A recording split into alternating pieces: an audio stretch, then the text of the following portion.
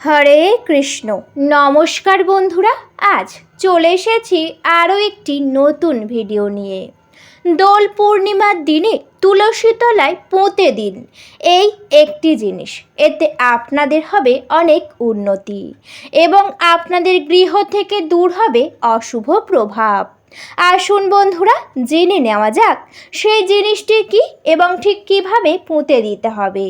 তার আগে বলি বন্ধুরা, আপনাদের কাছে একটি ছোট্ট অনুরোধ, আপনারা আমার চ্যানেলে নতুন হলে অবশ্যই চ্যানেলটিকে সাবস্ক্রাইব করে আমার পাশে থাকবেন। বন্ধুরা, সামনেই আসতে চলেছে দোল পূর্ণিমা। অত্যন্ত শুভ একটি দিন এই দোল পূর্ণিমা।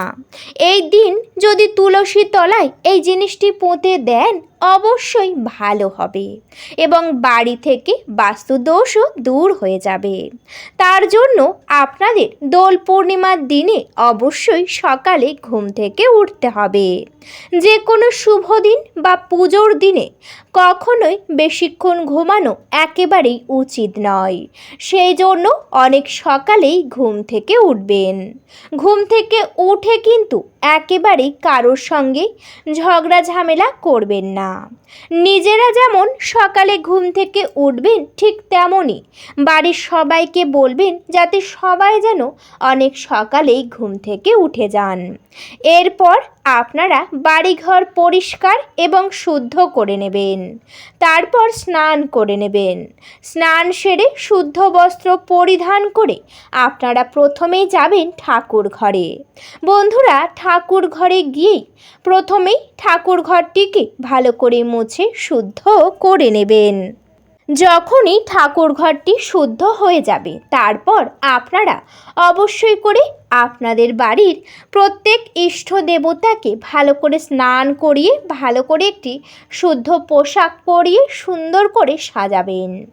যখনই এই কাজ একেবারেই করা হয়ে যাবে তারপর আপনারা নিয়ে নেবেন একটি পাত্র। যদি পিতলের পাত্র থাকে সেটি নিতে পারেন। এরপর সেই পাত্রর উপরে আপনারা অবশ্যই রাখবেন একটি পান পাতা।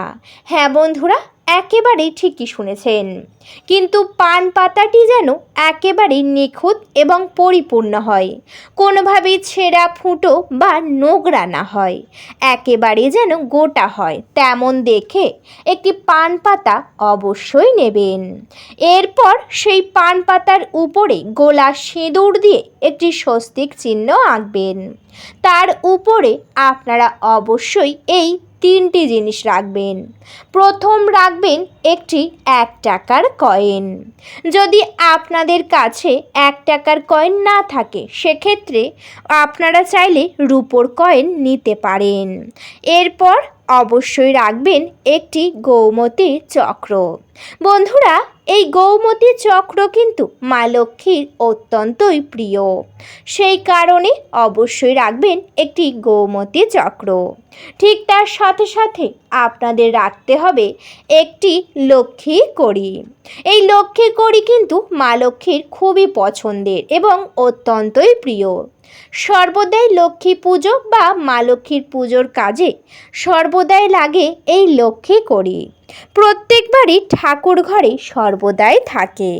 যদি আপনাদের বাড়ির ঠাকুর ঘরে এই গৌমতী চক্র আর যদি লক্ষ্মী কড়ি থাকে সেখান থেকে অবশ্যই একটি করে নিয়ে নেবেন। আর যদি না থাকে সেক্ষেত্রে যে কোনো দশকর্মার দোকান থেকে গিয়ে আপনারা কিনে নিয়ে আসবেন। এরপর লক্ষ্মী কড়িগুলিকে ভালো করে নিয়ে গঙ্গার জলে ধুয়ে নেবেন। তারপর অবশ্যই একে একে সেই পান পাতার উপরে 3টি জিনিস রাখবেন এবং উপর থেকে একটু ফুল অবশ্যই দেবেন। এরপর পাত্রটিকে নিয়ে আপনাদের বাড়ি মা লক্ষ্মী বা ভগবান কৃষ্ণর চরণে অবশ্যই অর্পণ করবেন বা রেখে দেবেন।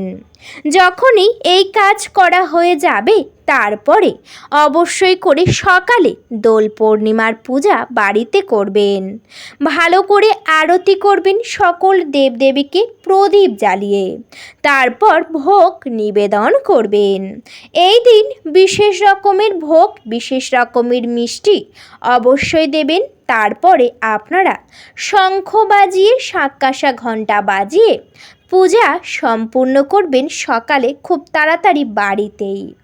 এরপর পূজা সম্পূর্ণ হয়ে যাবার পর প্রণাম সেরে কিছুক্ষণ বাইরে থাকবেন, যাতে সকল ভোগ যেন সকল দেবদেবী গ্রহণ করতে পারেন। এরপর কিছুক্ষণ আপনারা বাইরে থাকার পর পুনরায় ঠাকুর ঘরে যাবেন এবং সমস্ত ভোগ তুলে নেবেন। এরপর ঠাকুর ঘরটিকে মুছে শুদ্ধ করে নেবেন।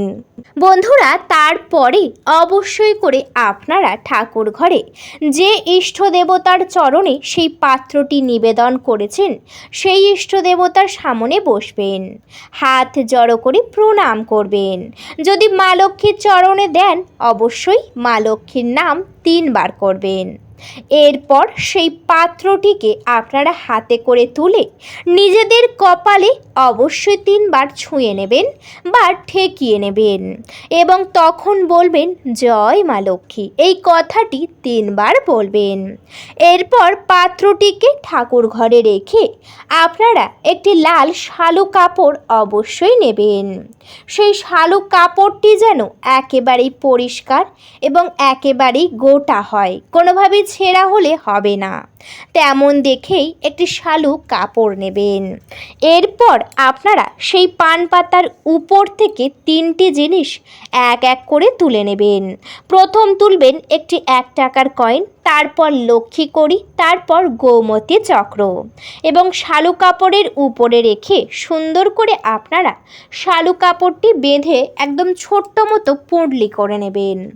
এরপর সেই পুঁটলিটিকে নিয়ে আপনারা চলে যাবেন আপনাদের বাড়ির মা তুলসীর কাছে, অর্থাৎ তুলসী মঞ্চে, যে স্থানে সর্বদাই মাতা তুলসী বিরাজমান। প্রথমেই গিয়ে আপনারা নিজের হাতের মধ্যে পুঁটলিটি রেখে হাত জড়ো করে মা তুলসীর কাছে অনুমতি চাইবেন, যাতে সেই পুঁটলিটিকে বাঁধতে পারেন বা গোড়ায় পুঁতে দিতে পারেন তেমন অনুমতি চাইবেন। এরপর প্রণাম করে তুলসী গাছে হাত না দিয়ে একেবারে গোড়ার দিকে একটুখানি মাটি আপনারা খুঁড়ে সরিয়ে নেবেন। এরপর সেই পুঁটলিটিকে নিয়ে অবশ্যই করে আপনারা সেই গর্ত বা যে স্থানে মাটি খুঁড়েছেন সেই জায়গায় রাখবেন। রাখার সময় অবশ্যই করে আপনারা বলবেন জয় মা লক্ষ্মী, জয় মা লক্ষ্মী, জয় মা লক্ষ্মী, এই কথাটি বলে অবশ্যই উপর থেকে পুনরায় মাটি দিয়ে একেবারে জায়গাটিকে পরিপূর্ণ করে দেবেন। এই কাজটি একেবারেই একা এবং গোপনে করবেন, কারোর কাছে বলার একেবারেই দরকার নেই। কাজটি যখন হয়ে যাবে প্রণাম করে আপনারা অন্য কাজে ব্যস্ত হয়ে যাবেন। এই পুঁটলিটিকে অবশ্যই করে 3 দিন, 5 দিন বা 7 দিন রাখবেন।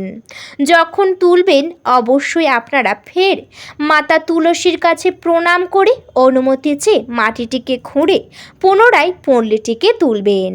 এরপর পুঁটলিটিকে নিয়ে ঠাকুর ঘরে একটি নির্দিষ্ট জায়গাতে রাখতে পারেন। এছাড়াও আপনাদের দোকান ঘরে বা আপনাদের আলমারির লকারে রাখতে পারেন। বন্ধুরা, এই কাজটি অবশ্যই দোল পূর্ণিমার একেবারেই অনেক সকালে, যদি পারেন ব্রহ্ম মুহূর্তে করার চেষ্টা করবেন। কাজটি করার সময় মনে বিশ্বাস এবং ভালোবাসা রেখে তারপর করবেন, তবেই আপনারা ফল পাবেন, না হলে কোনো ফল একেবারেই পাবেন না। যে কোনো শুভ কাজ বা যে কোনো পুজোর কাজ সর্বদাই মনে বিশ্বাস রেখে সকল দেবদেবীকে ভালোবেসে করা উচিত, তবেই ফল পাবেন। এছাড়াও বন্ধুরা, আপনারা কিন্তু অবশ্যই দোল পূর্ণিমার যখনই আপনারা রং খেলা শুরু করবেন বা দোল উৎসব শুরু করবেন, প্রথম রং আপনাদের ইষ্ট দেবতার চরণে দেবেন। তারপর আপনারা সবাই সেই রং নিয়ে আপনারা অবশ্যই করে দোল পূর্ণিমা বা উৎসব পালন করবেন। বন্ধুরা, ভিডিওটা এই পর্যন্ত। আশা করি ভিডিওতে আপনাদেরকে পুরোটা বোঝাতে পেরেছি এবং আপনারা পুরোটা বুঝতে পেরেছেন। ভিডিওটি যদি দেখে ভালো লাগে, যদি মনে করেন উপকৃত হয়েছেন, অবশ্যই ভিডিওতে একটি লাইক করবেন আপনাদের বন্ধু বান্ধবদের সঙ্গে শেয়ার করবেন। আর হ্যাঁ বন্ধুরা, সাবস্ক্রাইব করে আমার পাশে থাকবেন। আজকের মতো আমি বিদায় নিলাম। সবাই ভালো থাকবেন, সুস্থ থাকবেন। সবাই একবার কমেন্টে জয় মা লক্ষ্মীর জয় লিখে যাবেন। আপনাদের সকলকে জানাতে চাই অনেক অনেক হরে কৃষ্ণ, রাধে রাধে।